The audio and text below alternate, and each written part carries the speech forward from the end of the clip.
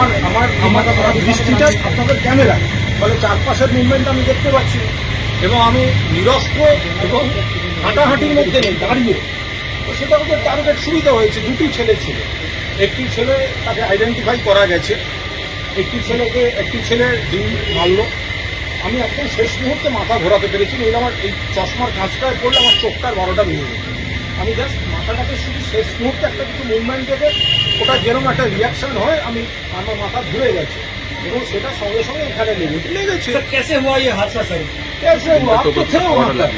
मैं ममता दीदी का घर से निकल रहे थे। वो तो जेट कैटेगरी है, ममता दीदी जेट कैटेगरी।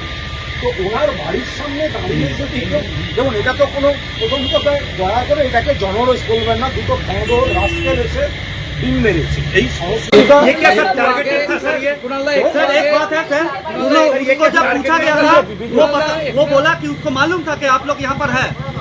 उसको जब पूछा गया था, হ্যাঁ, ও তো ওরা জানে যে আমরা এখানে আছি। আরো অনেক সিনিয়র ছিলেন। এখন ও अगर सौगत राय, शोभनदेव चट्टोपाध्याय, कल्याण बनर्जी, मदन मित्र, विमान सीनियर लोग यहाँ पर थे, तो अगर कोई दूसरा सीनियर लोगों का ऊपर ये क्या हो रहा है? ममता दीदी का घर में तो कोई नहीं आएगा। ये क्या है? रास्ते से जा रहा है, हम यहाँ से निकल रहे और हम क्यों खड़ा हुआ? तो आप लोग का रिक्वेस्ट में पहले मैं क्या बोला, आज कोई बोलने का कुछ नहीं है। आप लोग रिक्वेस्ट किया, मैंने खड़ा हो गया। ये क्या मेरा दोष है? আপনারা দয়া করে এই জনরোষ আর বিক্ষোভ কথা हम लोगों का टीएमसी करने के ये कोई आप लोग कोई सिक्योर नहीं है, जबकि शुभेंदु अधिकारी खुद यहाँ के एमएलए है, उनका एरिया है, कंस्टिट्यूएंसी है। क्या लगता है पुलिस आपने सिटी के पास कंप्लेंट भी कर दी, अभी तक इनिशिएटिव नहीं मिल रही? আরে তাড়াহুড়ো কি আছে? আমি কালীঘাট থানার ওসি এবং সিটিকে মেল পাঠিয়েছি এবং তাতে এইসব করে যদি মনে হয় যে আমাকে ভয় দেখানো যাবে বা আমাকে, আমি তো অবাক হয়ে গেলাম পুলিশের ভূমিকা দেখে। পুলিশ দাঁড়িয়ে দাঁড়িয়ে মজা দেখছিল।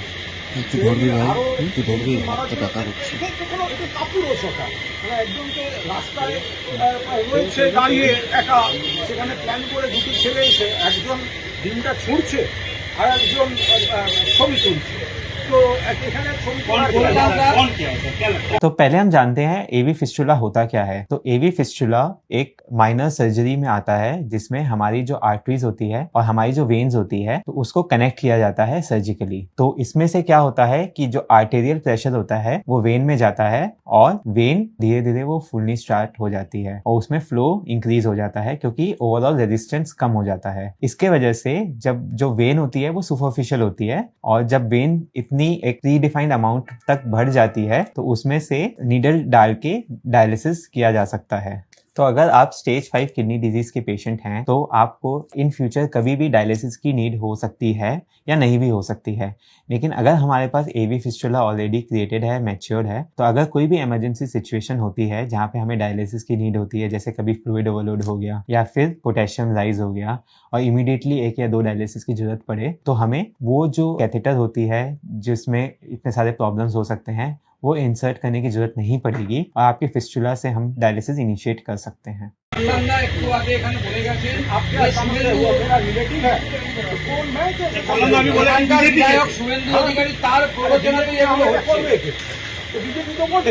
শুভেন্দু অধিকারী প্রযোজনাতে হচ্ছে কল্যাণদের বলেছে এটা জারি প্রয়োজনাতে হোক, এটা সারা বাংলায় যেখানেই হবে সেটা তো মাননীয় মুখ্যমন্ত্রীকে দায়িত্ব নিতে হবে। এটা তার নির্বাচনী কেন্দ্র, তাহলে মুখ্যমন্ত্রীর কেন্দ্রে প্রাক্তন মুখ্যমন্ত্রীর বাড়ি, ডেট ক্যাটাগরি যিনি সিকিউরিটি, তার বাড়ি এখনো ছেলেগুলো দাঁড়িয়ে আছে।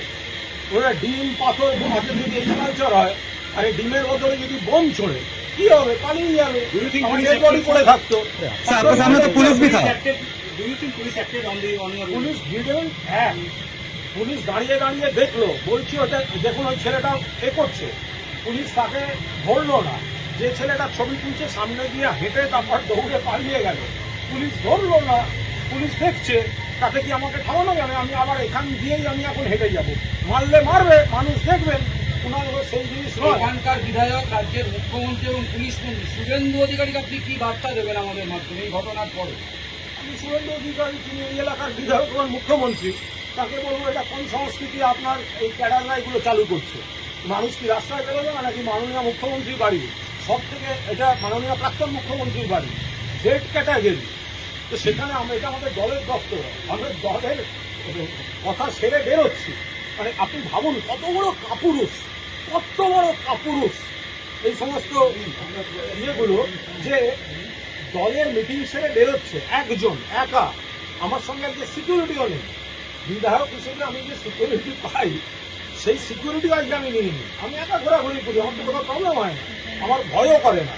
এখন যদি আপনাকে, আপনি তো রাস্তায় জানেন না কোন কুকুর পাগলা কখন কে কামড়াতে আসে, তো সেইটার জন্য তো রাস্তায় হাঁটা বন্ধ করা যায়।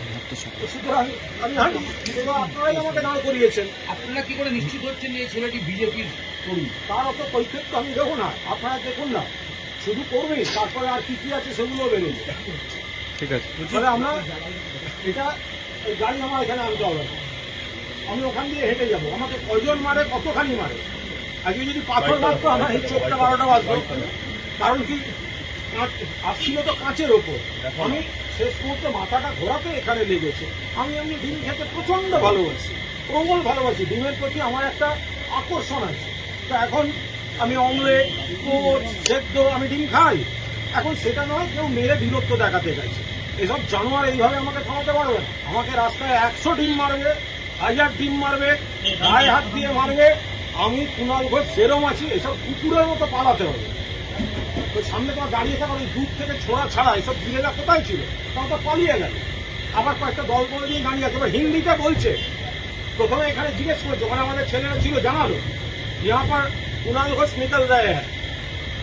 ওখান থেকে একটা কিছু এসছে, তারপর অ্যাটাক হয়েছে, তারপরে কোন কোন হ্যাঁ প্রশ্ন এসছে, তারপরে এখান থেকে কে উত্তর দিয়েছে, তারপরে বলার পর আবার বলেছে अभी भी ये आदमी अंदर में है। তবে ওদেরকে বলেছে ওখানে থাকতে। আমাদের কাছে ছবি এসে গেছে কারা কারা আছে গুচ্ছ ডিম নিয়ে। আমি বললাম আমাকে কটা ডিম দাও না, আমি ওদিক থেকে মারলে আমি 2টো ডিম মারি। কিন্তু এইসব করে থামানো যাবে না, এইসব বাঁদরামি মাননীয় মুখ্যমন্ত্রী সারা বাংলা এবং আপনার কেন্দ্র এগুলো প্রশ্রয় দেবেন না। আর এইসব এটা হয় না, এটা হতে পারে না।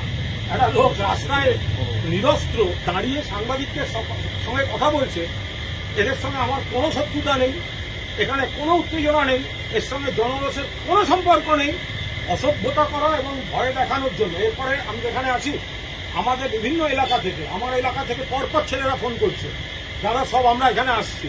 আমি প্রত্যেককে বারণ করেছি কেউ আসবে না।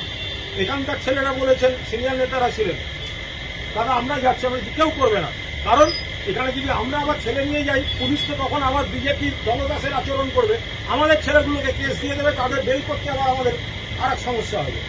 ধরুন আমাদের ম্যালিগনেন্ট নয়, ওটা বিনাইন টিউমারও কিন্তু দীর্ঘদিন ধরে ও আস্তে আস্তে বাড়তে থাকে। তো সেক্ষেত্রে একটা রেগুলার মনিটরিং এর দরকার, যে ও কি পরিস্থিতিতে রইলো, বা আমাদের ওটা নিয়ে কি ভাবা উচিত বা কোন স্টেপস নেওয়া উচিত। একটা পোস্ট সার্জারি কেয়ার, যদি আমাদের সার্জারি হয় সেখানে পোস্ট সার্জারি কেয়ার একটা দরকারি জিনিস। মানে সেটা শুকোতে সময় লাগে, কি কি আমাদের রুলস অ্যান্ড রেগুলেশনস থাকে। যেমন ধরুন খুব শক্ত জিনিস আমরা যেদিকে সার্জারি হয়েছে ওদিকে বেশ কয়েকদিন খেতে বারণ করি, প্রেশার যাতে কম পড়ে ওই দিকটা। সার্জন যে প্রেসক্রাইব করেন মেডিসিনস গুলো, সেগুলোকে আমাদের প্রপারলি নেওয়া উচিত, এবং ফলো আপ সেটা কিন্তু ভীষণ ইম্পর্টেন্ট। আর সব থেকে বড় কথা প্রিভেনশন, যাতে এগুলো হয়ই না, তার জন্য ওরাল হাইজিন মেনটেন করা, রেগুলার একটা ডক্টর চেক আপ করানো, স্কেলিং মানে এটা মুখে যে আমাদের নোংরা জমছে, পাথর জমছে, সেগুলোকে ক্লিন আপ করা, এগুলো কিন্তু ভীষণ জরুরি। তবে আমি যাবো, তারা যদি মারার হয়, ছবি তোলার হয়, তুলবে। তাতে ওরা এইভাবে কন্ট্রোল করা যায়নি, এইভাবে কন্ট্রোল করা যায় না। আর কুণাল ঘোষকে গায়ে হাত দিয়ে মেরে, আরে কুণাল ঘোষকে একসময় সামলাতে 150 পুলিশ সামলাতে পারতো না। এই দুটো কুকুর বেড়াল আমায় কি করবে, এই দুটো কুকুর বেড়াল আমার কি করবে?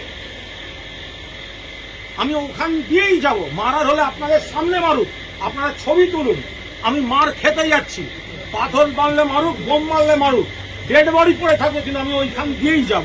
তারপর যাও। আনন্দ আর ভালোবাসার দীপ্তিতে গড়া সমুজ্জ্বল পরমা, ঠিক তোমারই মতো।